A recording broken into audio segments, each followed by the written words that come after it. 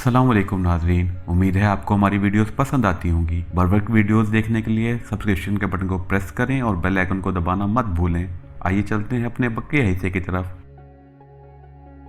मैंने शेरबाज से सवाल किया, क्या इस अहम मिशन के बारे में थोड़ा बहुत भी नहीं बताओगे? कमांडो शेरबाज ने नफ़ी में सर हिलाया और कहा, श्रीनगर वाले अपने खुफिया ठिकाने पर पहुंचने के बाद बात करेंगे। मैंने कहा, यहाँ से निकलने की क्या सूरत हो सकती है, क्योंकि फौज और पुलिस तो मेरी तलाश में जगह जगह मौजूद होगी। कमांडो शेरबाज ने कहा, इसका मैंने कुछ इंतजाम कर लिया है। जब मुझे मालूम हुआ था कि तुम डोगरा कैंप से फरार हो गए हो तो मैं इसी वक्त बंदोबस्त में लग गया था, क्योंकि मुझे तुम्हें अपने साथ कश्मीर ले जाना था। तो फिर क्यों ना आज रात ही यहाँ से निकल चलें? कमांडो शेरबाज बोला, तुम्हें कल तक इंतजार करना होगा, मैं अभी यहाँ से वापस चला जाऊंगा। कल रात का अंधेरा होते ही तुम्हारे पास आऊंगा, फिर हम दोनों यहाँ से निकल खड़े होंगे। लेकिन इस सांप को यहीं छोड़कर जाना होगा, हमारे साथ इस सांप का कोई काम नहीं है। तुम कमांडो हो, कोई सपेरे नहीं हो। हमें शेरबाज को कैसे बता था कि कभी कभी कमांडो को सपेरे का रूप भी बदलना पड़ता है। मैंने कहा, ओके शेरबाज खान, मैं सांप को यहीं पहाड़ियों में छोड़ दूंगा। साथ ले जाने की क्या जरूरत है? तुम कल अंधेरा होते ही यहाँ पहुंच जाना और अपने कश्मीरी मुजाहिद से मेरे पेट दर्द की दवा यानी सफूफ वाली डब्बी जरूर लेते आना। कभी कभी मेरे पेट में दर्द होने लगता है। लेता आऊंगा। अच्छा, मैं चलता हूँ। थैले में तुम्हारे कल तक के लिए खाना मौजूद है और पानी की एक फालतू बोतल भी है। अचानक मुझे ख्याल आया कि मेरे दोस्त सांप ने कई रोज से दूध नहीं पिया, इसे दूध पिलाना चाहिए। मैंने शेरबाज से कहा, अगर हो सके तो थोड़ा सा दूध भी बोतल में डालकर ले आना। मैं चाहता हूं कि अपने दोस्त सांप को थोड़ा सा दूध पिलाकर रुखसत करूं। कमांडो शेरबाज ने किसी कदर झुंझलाते हुए कहा, क्या बच्चों जैसी बातें कर रहे हो? क्या आप तुम सांप पालोगे? दफा करो इस सांप को, ये सांप जंगल में सब कुछ खा पी लेते हैं। अच्छा, अब मैं चलता हूँ, कल अंधेरा होते ही आ जाऊंगा, तुम तैयार रहना। कमांडो शेरबाज के जाने के बाद मैंने कोने में बैठे हुए सांप की तरफ देखकर कहा, मेरे दोस्त, अब मुझे यकीन हो गया है कि मैं जो कुछ तुम्हें कहता हूँ वो तुम समझ लेते हो। सबसे पहले तो मैं तुम्हारा शुक्रिया अदा करता हूँ कि तुमने मेरी बात की इज्जत रखी और मेरे दोस्त कमांडो शेरबाज को कुछ नहीं कहा। दूसरी बात यह है कि तुमने ये भी सुन लिया होगा कि कमांडो शेरबाज तुम्हें मुझे अपने साथ ले जाने की इजाज़त नहीं देता। वो कहता है कि मैं तुम्हें यहाँ जम्मू की पहाड़ियों में छोड़ जाऊँ, लेकिन मैं तुमसे अलग नहीं होना चाहता। मैं तुम्हें जब तक मेरी और तुम्हारी ज़िंदगी है अपने साथ ही रखना चाहता हूँ। सांप जलेबी की तरह ज़मीन पर पड़ा था।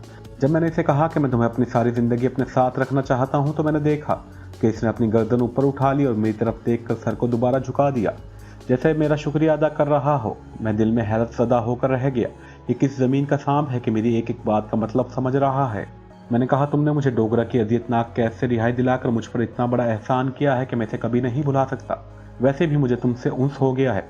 मैं इस दोस्ती को हमेशा कायम रखना चाहता हूँ, मगर मुझे कमांडो शेरबाज की दोस्ती भी बड़ी अजीज है। हम इस्लाम की सरबुलंदी, कश्मीर की आज़ादी और पाकिस्तान की सलामती के मिशन पर निकले हुए हैं और अपनी जान की बाजी लगाकर इस मिशन की तकमील के लिए काम कर रहे हैं। हमें अपना ये मिशन अपनी जान से भी ज़्यादा अजीज है। अब मैं ऐसा करूंगा कि कल रात जब हम यहाँ से निकलेंगे तो मैं तुम्हें उठाकर अपनी जेब में डाल लूंगा। तो मुझे काटोगे तो नहीं ना? वैसे काट भी लोगे तो मुझ पर तुम्हारे जहर का कोई असर नहीं होगा। मैं हंसने लगा। मैं देखा कि सांप ने 2-3 बार अपनी गर्दन को मेरे सामने झुकाया और आहिस्ता आहिस्ता मुंह से फंकार की आवाज़ निकाली। इसका मतलब ऐसा था जैसे वो कह रहा हो कि मैं तो तुम्हारा खादिम हूँ, मैं अपने मालिक को कैसे डस सकता हूँ। मैंने अपनी बात जारी रखते हुए कहा, मैं तुम्हें अपनी जेब में डालकर गार से ले चलूंगा और बाहर पहाड़ियों में जाकर छोड़ दूंगा। तुम तेजी से चले जाना, लेकिन मुझसे एक वादा करो कि मेरा साथ नहीं छोड़ोगे। मैं जहां भी जाऊंगा मेरे साथ रहोगे। अलबत्ता जब कमांडो शेरबाज मेरे पास मौजूद हो तो तुम सामने नहीं आओगे। क्या तुम समझ गए हो?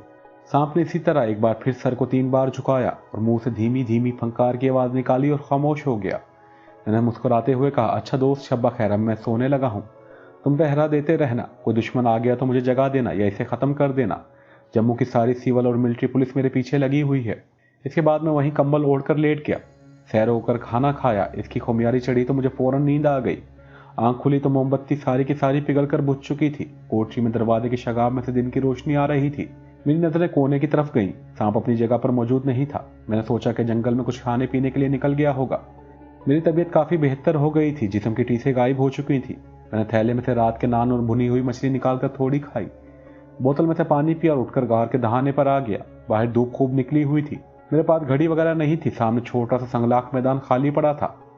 अचानक मुझे किसी चौपाए के आहिस्ता आहिस्ता टकराने की आवाज़ आई। मैं जल्दी से एक झाड़ी की ओट में हो गया। ये किसी भैंस या गाय की आवाज़ थी। इसका मतलब था कि कोई ग्वाला यहाँ आसपास मौजूद है जो गाय भैंस को चरा रहा है। आवाज़ आहिस्ता आहिस्ता मुसलसल आ रही थी। इस आवाज़ में खौफ और दहशत का मिला जुला तासुर था। मेरे दिल में अचानक एक ख्याल आ गया। मैं झाड़ियों की ओर से निकलकर जिस तरफ पहाड़ की ढलान थी आहिस्ता आहिस्ता चलकर इस तरफ आ गया। क्या देखता हूँ कि ढलान पर एक गाय खड़ी है। इसकी टांगें कांप रही हैं और इसके हलक से दहशतनाक आवाज निकल रही है। मैं जल्दी से उतरकर गाय के पीछे आ गया। मेरा क्यास बिल्कुल दुरुस्त निकला। मेरा दोस्त सांप गाय के थन से चिमटा हुआ इसका दूध पी रहा था। मैंने इसे बिल्कुल आवाज न दी और वहीं से उल्टे कदम चलकर वापस आ गया। अब मुझे मालूम हुआ था कि सांप अपने दूध का इंतजाम कहाँ से करता है। मैंने चारों तरफ निगाह दौड़ाई। मुझे वहां ना कोई गवाला नजर आया, ना कोई दूसरी गाय दिखाई दी। ये कोई आवारा गाय थी जो चरती चराती इस तरफ निकल आई थी और सांप इसे चिमट कर इसका दूध से पेट भरने लगा था। मेरा वहां ज्यादा देर ठहरना मुनासिब नहीं था। कोई भी शख्स गाय के डकराने की आवाज सुनकर आ सकता था। इसकी वजह यह थी कि गाय को हिंदू लोग अपनी माँ के बराबर समझते हैं और इसकी बड़ी इज्जत और तकरीम करते हैं। इसकी बड़ी बड़ी टहल सेवा करते हैं। गाय को अगर कोई तकलीफ हो तो अपना सब कुछ भूल कर इसकी देखभाल करते हैं। मैं पहाड़ी दर्रे में से होता हुआ वापस अपने गार वाली कमीगाह में आ गया। अब मुझे रात के होने का शिद्दत से इंतजार था। कुछ देर के लिए लेट गया। खाना खाने के बाद लेटा था। दोबारा मुझ पर गुनूद की तारी होने लगी और मैं सो गया। इस बार सोकर उठा तो गार के छत से आने वाली रोशनी गायब हो चुकी थी, यानी बाहर शाम का वक्त हो गया था। कोठरी में अंधेरा था। मैंने हाथ टटोल कर जहां माचिस रखी हुई थी वहां से माचिस उठाई और नई मोमबत्ती जलाई। कोठरी में रोशनी हुई तो मैंने देखा सांप कोने में इसी तरह जलेबी बनकर पड़ा था। मालूम होता था कि पेट भरकर दूध पीने के बाद इस पे भी खुमारी चढ़ गई है और वो गहरी नींद सो रहा था। मैंने इसे बिल्कुल न जगाया और दीवार पर से अपनी बल्कि शेरबाज की जैकेट उतार कर पहन ली। कमांडर शेरबाज ने कहा था कि वो अंधेरा होते ही आ जाएगा। अभी बाहर रात नहीं हुई थी, फिर भी मैं गार के दहाने पर झाड़ियों की दीवार की ओट में खड़ा हो गया। मेरे हिसाब से बाहर रात पड़ चुकी थी। शाम का अंधेरा नहीं था, रात का इब्तदाई अंधेरा था। सामने कुछ फासले पर झाड़ियों के खाके अंधेरे में जज्ब हो रहे थे। मैं वापस कोठरी में आ गया। सांप इसी तरह गहरी नींद सो रहा था। मेरा इससे आर्जी तौर पर जुदा होने का वक्त आ गया था। मुझे इससे अलग होने का कोई गम वगैरह बिल्कुल नहीं था। बस ये ख्याल था कि सांप मेरे मिशन में मेरे बड़े काम आ सकता है और अब पता नहीं मुझसे अलग होकर मुझे फिर मिलता भी है या नहीं। अगर मुझसे मिलना भी चाहे तो इसके साथ कोई हादसा भी पेश आ सकता है और वह हलाक भी हो सकता है। कमांडर शेरबाज किसी भी वक्त आ सकता था। मुझे सांप को उठाकर जेब में डालना था। मैं इसी मरहले से भी गुजरना चाहता था। मैं सांप को आवाज दी, दोस्त जाग रहे हो या सो रहे हो? सांप ने गर्दन उठा ली। कमाल है, सांप मेरी आवाज बाकायदा सुन रहा था। मैंने कहा, हम दोनों एक दूसरे से आर्जी तौर पर जुदा होने लगे हैं। मैं तुम्हें उठाकर जेब में डाल रहा हूं ताकि तुम्हें गार से बाहर निकलकर पहाड़ियों में छोड़ दूं। तुम मुझे डसने की कोशिश तो नहीं करोगे ना? सांप ने दोबारा अपने सर को झुका दिया। मुझे हौसला हुआ। मैंने आहिस्ता आहिस्ता कदम उठाया, इसके करीब आकर बैठ गया। सांप ने कोई हरकत न की, कोई फंकार तक न मारी। मैंने अपना हाथ आगे बढ़ाया। सांप इसी तरह अपनी जगह पर बैठा रहा। मैंने आहिस्ता से अपनी उंगलियां इसके सर पर रख दी। इसने अपना सर झुका दिया। मैंने बड़ी आहिस्तगी से अपनी हथेली पर उसे उठा लिया। मेरे दोस्त, मुझसे वादा करो कि तुम मुझसे मिलते रहोगे। जब तक जिंदा हो मुझसे मिलते रहोगे, मगर कमांडो शेरबाज की मौजूदगी में मुझसे दूर रहोगे। हाँ, अगर कोई खतरनाक हालात पैदा हो गए तो जिस तरह तुम मेरी मदद करते रहे हो इस तरह कमांडो शेरबाज की भी मदद करोगे, क्योंकि हम सिर्फ खुदा की रजा के लिए जहाद कर रहे हैं। हमारी कोई जाती गर्ज नहीं है। सांप ने अपनी छोटी सी सीढ़ी को दाएं बाएं इसी तरह हिलाया जैसे कह रहा हो, ऐसे ही करूंगा दोस्त, ऐसे ही करूंगा। मैंने कहा, अब मैं तुम्हें अपनी जैकेट की जेब में डाल रहा हूं, वहां तुम्हें सर्दी भी नहीं लगेगी। सांप मेरी हथेली पर कुंडली मारे साकत बैठा था। वाकई ही ये दहीन तरीन सांप बिल्कुल बारिश भर का सांप था। रंग भूरा था और सुर्ख आंखें छोटे छोटे नगीनों की तरह चमक रही थी। मैंने सांप को अपनी हथेली पर ही बिठाए रखा और कहा, जब तक मेरा दोस्त नहीं आ जाता मैं तुमसे बातें करूंगा। अफसोस ये है कि तुम मेरी किसी बात का जवाब नहीं दे सकते। मुझे तो ये भी मालूम हो गया है कि तुम सिर्फ मेरी आवाज ही नहीं सुनते, बल्कि जो कुछ मैं कहता हूँ इसे समझते भी हो। काश तुम बोल भी सकते, या कम से कम तुम जबान में बात करते हो। वो जबान मुझे समझा देते तो बात जरूर होती। तुम्हारी हल्की हल्की फनकारें कह रही होती हैं कि तुम कोई बात कर रहे हो, मगर सद अफसोस कि तुम मेरी जबान में मुझसे बात नहीं कर सकते। अचानक सांप ने अपनी गर्दन घुमाकर कोठरी के शगाफ की तरफ देखा। इसके इस किस्म के इशारे अब मैं समझने लगा था। इसका इस तरह अचानक एक तरफ देखने का मतलब था कि इसने किसी अजनबी की बू सूंघ ली है, कोई आ रहा है। इसके फौरन बाद कोयल के बोलने की आवाज आई। एक मानो शेरबाज का सिग्नल था। सांप सच्चा था, शेरबाज आ गया था। मैंने कोठरी से बाहर निकलकर कोयल की आवाज मुंह से निकाल कर इसके सिग्नल का जवाब दिया और कोठरी में आकर बैठ गया। मैंने सांप से कहा, अच्छा दोस्त, अब मेरी जेब में जाकर आराम करो। मैंने सांप को जैकेट की जेब में डाल लिया। गार में कदमों की आवाज आई और फिर कमांडो शेरबाज अंदर आ गया। कहने लगा, आ जाओ, सब ठीक है। मैंने मोमबत्ती बुझाई और शेरबाज के साथ गार से बाहर आ गया। हम दो पहाड़ी टीलों के दरमियानी रास्ते से गुजर रहे थे। कमांडो शेरबाज ने पूछा, वो सांप कहाँ है? मैंने कहा, मेरी जेब में है। लाहौल वाला कुत। कमांडो शेरबाज वहीं रुक गया। भाई, इसको जेब में डालकर कहाँ ले जा रहे हो? यहीं फेंक दो इसे। मैंने जेब में से सांप को निकाल कर हथेली पर रखा और इसे कहा, दोस्त, खुदा हाफिज। और मैंने हथेली नीचे कर सांप को छोड़ दिया। अंधेरे में सांप मेरी हथेली से उछलकर नीचे गिरा और गायब हो गया। शेरबाज बोला, आ जाओ, देर न करो, हमारे पास वक्त बहुत थोड़ा है। हमारे दो आदमी टीले की दूसरी तरफ जीप लेकर हमारा इंतजार कर रहे हैं। हम एक पहाड़ी के पहलू से होते हुए दूसरे टीले के दामन में आ गए। अंधेरे में हमें हर शय साए की तरह नजर आ रही थी। मुझे शाम का ख्याल आ रहा था। मुझे यकीन था कि वो भी हमसे दूर रहकर हमारे साथ साथ चल रहा है। जब हम जीप में बैठकर सफर शुरू करेंगे तो शाम बहुत पीछे रह जाएगा, लेकिन मैं जहां भी चला जाऊंगा मेरा दोस्त शाम मेरे जिस्म की बू पाकर वहां एक न एक दिन जरूर पहुंच जाएगा। टीले की दूसरी जानिब अंधेरे में मुझे दो आदमी खड़े नजर आए। इनके करीब ही एक गाड़ी खड़ी थी। करीब जाकर देखा वो एक जीप थी जिस पर तरपाल की छत पड़ी थी। कमांडर शेरबाज ने वहीं पहुंचते ही कहा, ओके रहमान बट चलो। मैं यहाँ बताता चलूँ कि रहमान बट भी फर्जी नाम है। हम जीप के पीछे बैठ गए। हमारे दोनों गाइड जीप की अगली नशिस्तों पर बैठ गए। जीप का इंजन स्टार्ट हुआ और रात के अंधेरे में जम्मू की नीम खुश्क पहाड़ियों में हमारा सफर शुरू हो गया। हमारे गाइड को रास्ते का इल्म था। ये कच्चा पहाड़ी रास्ता था जो पहाड़ियों और टीलों के दरमियान से और कभी उनके ऊपर से होकर जाता था। कभी दरख्तों के झुंड आ जाते। हमारी जीप इन झुंडों के नीचे से आगे बढ़ती चली जा रही थी। कभी बिल्कुल सपाट संगलाख जमीन आ जाती। अंधेरे में आसमान पर तारे चमकते दिखाई देते। जीप छोटे छोटे पत्थरों पर उछलती हुई चल रही थी। जीप का आखिरी हिस्सा खुला था जहां से सर्द हवा आ रही थी। मैं और कमांडो शेरबाज एक दूसरे के आमने सामने वाली नशिस्तों पर हाथ बगलों में देकर बैठे थे। मैंने इससे पूछा, रास्ते में कोई चेक पोस्ट तो नहीं आएगी? शेरबाज बोला, हम पहाड़ी रास्तों के दरमियान से होकर जा रहे हैं। यह रास्ता लंबा जरूर है मगर इस तरफ कोई ऐसी सड़क नहीं है जिस पर चेकिंग पोस्ट हो। वैसे अगर कोई ऐसी सूरत हाल पैदा भी हो गई तो मैंने पिस्तौल अपने पास रख लिया है, मगर मेरे पास तो कुछ भी नहीं है। शेरबाज ने जैकेट की जेब में हाथ डालकर कहा, मेरे पास कोई दूसरा पिस्तौल तो इस वक्त नहीं है। ये चाकू तुम अपने पास रख लो। इसने मुझे जेब से बड़ा कमांडो चाकू निकाल कर दे दिया, जिसे मैंने जेब में रख लिया। जीप में हमें जो झटके लग रहे थे वो बता रहे थे गाड़ी दुश्वार गुजार पहाड़ी इलाके से गुजर रही है। जीप के ऊपर तरपाल की छत इस तरह डाल दी गई थी कि सिर्फ आगे और पीछे का हिस्सा खुला था जहां से सर्द हवा आ रही थी। जीप कभी नफशेब में उतरने लगती, कभी चढ़ाई चढ़नी शुरू कर देती। कहीं मैदान आ जाता, कहीं जीप बिल्कुल हमवार होकर चलने लगती। रात के 3 बजे तक जीप इसी तरह पहाड़ी और मैदानी इलाकों में चलती रही। इस दौरान एक बार शेरबाज सो गया। अंधेरे में मुझे इसके सोने का इस तरह पता चला कि मैंने इसे आवाज दी तो वो ना बोला। दूसरी बार मैं भी सो गया। अगली नशिस्तों पर हमारे दोनों कश्मीरी गाइड बड़े होशियार होकर बैठे थे। जो मुजाहिद जीप चला रहा था वो बड़ा माहिर ड्राइवर मालूम होता था। इसे पहाड़ी रास्तों से पूरी तरह वाकफियत थी। एक जगह मोड़ काट कर जीप टीले की दीवार के साथ लगकर खड़ी हो गई। इस वक्त कमांडो शेरबाज गर्दन ढलकाए सो रहा था।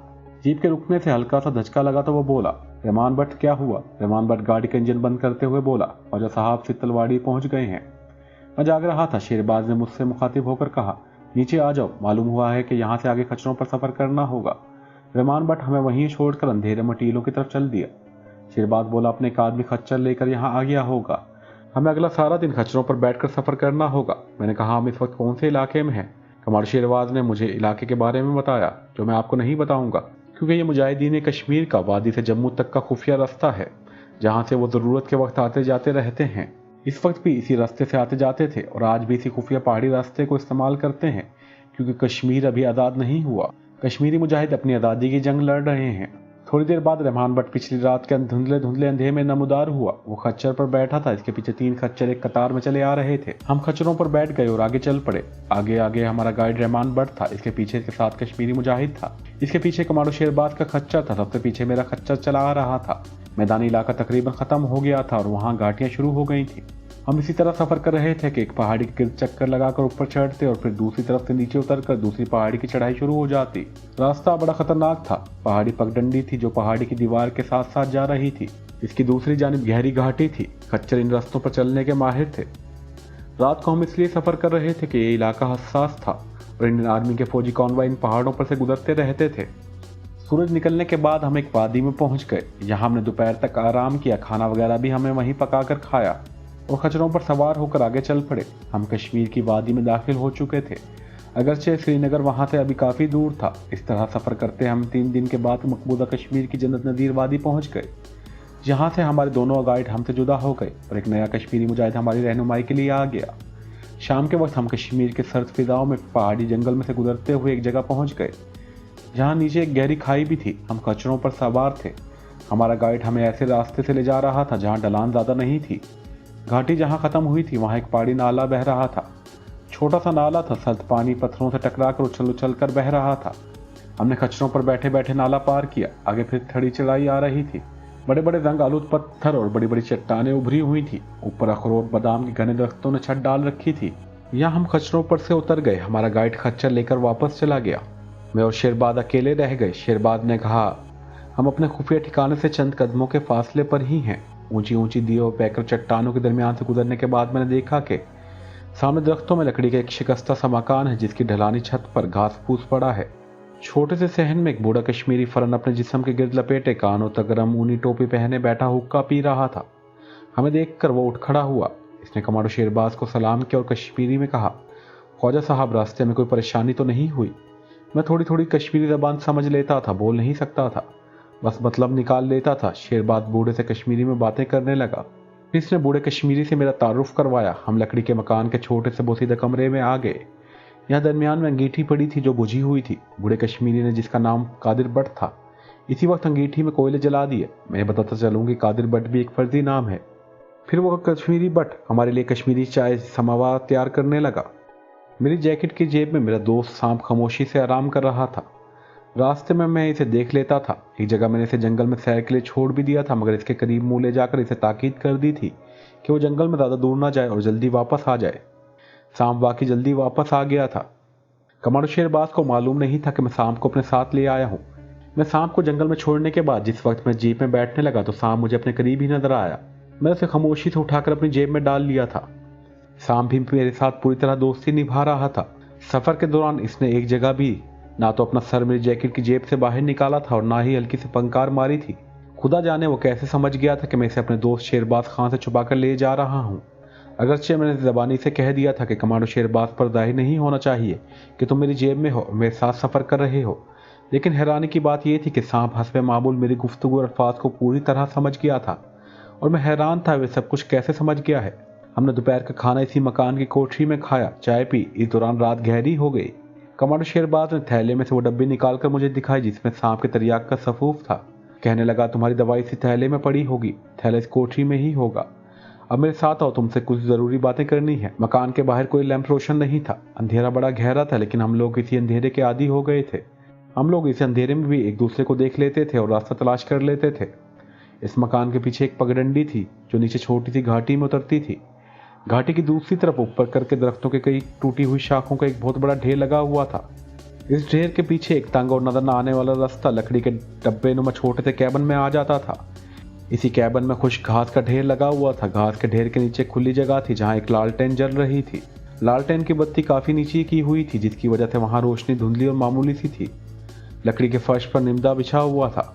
दो पुराने लिहाफ भी पड़े थे। हम जूते उतार कर लिहाफ में घुसकर बैठ गए। कमांडो शेरबाज बोला, तुम जैकेट क्यों नहीं उतारते? इसे उतार कर दीवार से लटका दो। सर्दी रोकने के लिए ये लिहाफ काफ़ी हैं। मैं जैकेट इसलिए नहीं उतारता था कि इसकी जेब में मेरा दोस्त सांप था। जब शेरबाज ने बहुत मजबूर किया तो इस ख्याल से कि कोई इसे शक न पड़ जाए, मैंने जैकेट उतार दी और दीवार पर कील के साथ लटका दी। साथ ही सरगोशी में जेब के करीब मुँह ले जाकर सांप से कहा, दोस्त, अब रात को रात ही रखना, बाहर मत निकलना।